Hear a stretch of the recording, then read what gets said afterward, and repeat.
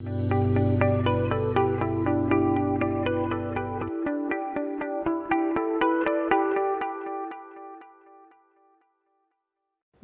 back. We're going to go straight back into doing some more equations. Here's our question. 2 marble spheres. Honestly, what the spheres are made out of doesn't matter. One is 80 kilograms, one is 50 kilograms. They are situated so their centers are 2 meters apart. So I'm giving you M1 and I'm giving you M2. There are 2 questions for this one. The first one is I want to know the force of gravitational attraction. Here, it's not saying the magnitude of the force, they're saying force. That means when I get to the end, I must put a direction. Very important.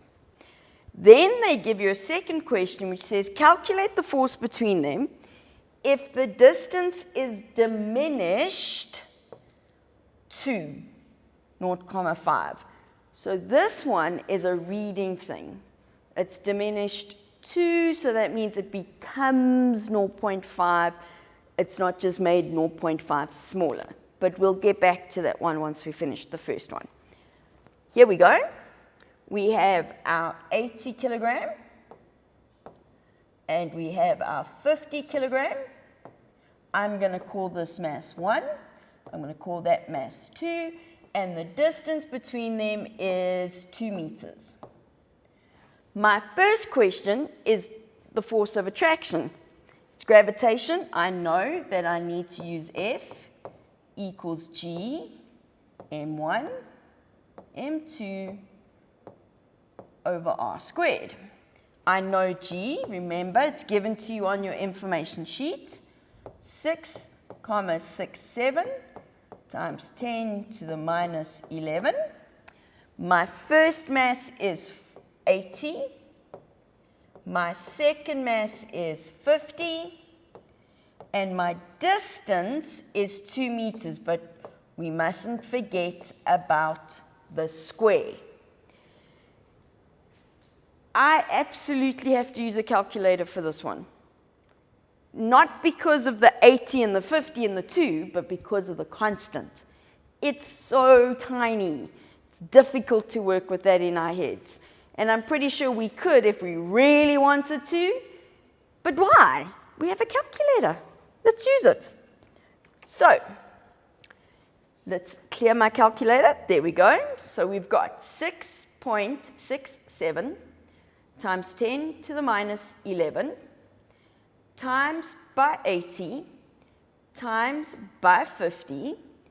That, when I press equal, that gives, maybe I put an extra bracket in there, so that shouldn't happen.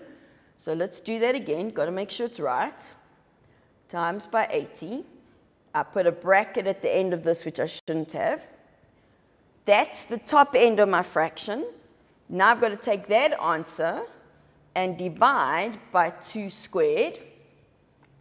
And we get 6,67 times 10 to the minus 8.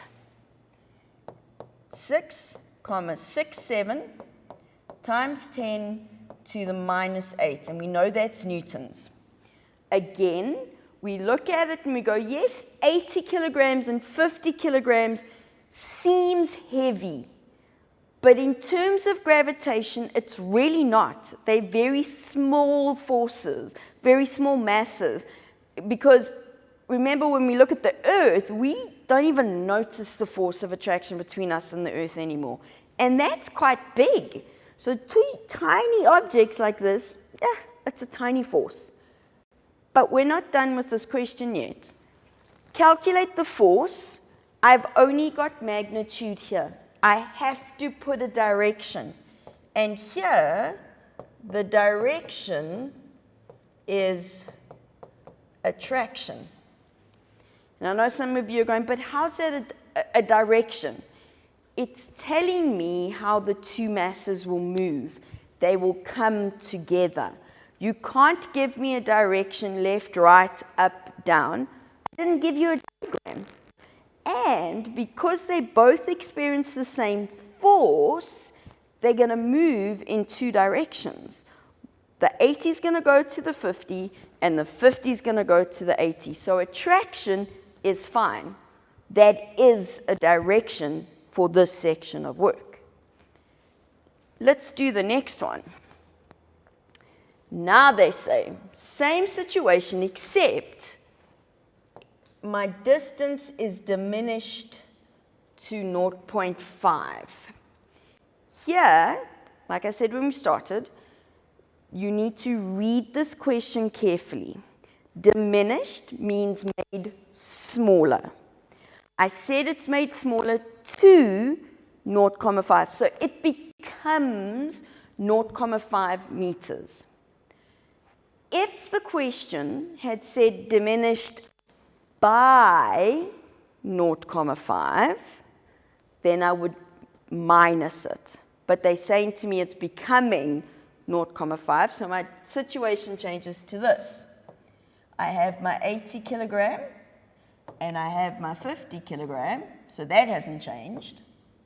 But that distance is now 0.5 meters. We now remember that force is inversely proportional to the square of the distance. So if I make the distance smaller, my force must become bigger. So I've got to have a bigger answer than I had last time. Let's see if that's what happens. So force, G, M1, M2, over R squared, 6,67 times 10 to the minus 11 times 80 times 50 divided by 0,5 squared, and we take our calculators out. Let's just clear it. 6.67 to the minus 11, let's put the other one there, times by 80 times by 50, so that gives me the top half. Now I'm going to divide by 0.5 squared. Oh, look at that. Now I get 1,07, we round off to 2 decimal places, times 10 to the minus 6.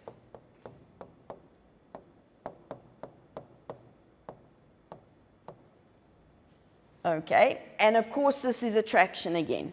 That's not going to change because we have to have a direction. If we go back here, that force was 6,67 times 10 to the minus 8. I'm just going to put it here. Let's put it in another color. So my original force was 6,67 times 10 to the minus 8. This has gotten much bigger. I'm going to do a little bit of a trick here, and this is because I want you to see something. So if I go, and this isn't part of the answer, I'm just trying to show you something. 6,67 times 10 to the minus 8, and I divide it. Okay, I've got to do the other way around. Sorry, let's just go back here quickly. I'm doing this the wrong way around. So, and I'll show you now where I'm going. So 1,07 times 10 to the minus 6 divided by 6,67 times 10 to the minus 8. All right, so now let's put this in the calculator. So we've got 1.07 to the minus 6 divided by 6.67 times 10 to the minus 8. Oops. We're going to round that off for our purposes. So we get 16. It's not exactly 16 because I rounded off this answer. The distance was 4 times smaller. 0,5 is a quarter of 2. The force became 16 times bigger, which is right because 4 squared is 16. So it worked. Force inversely proportional to the square of the distance. Made the distance really small, made the force much bigger. Still not a force we're actually going to be able to experience, but that doesn't matter. Okay. When we look at this, you need to be able to state Newton's law of universal gravitation. Every particle in the universe attracts every other particle in the universe with a force that is directly proportional to the product of the masses and inversely proportional to the square of the distance between them. And then we have the equation. Nice and straightforward. We're done for this. Well, for now, I'll see you again next time.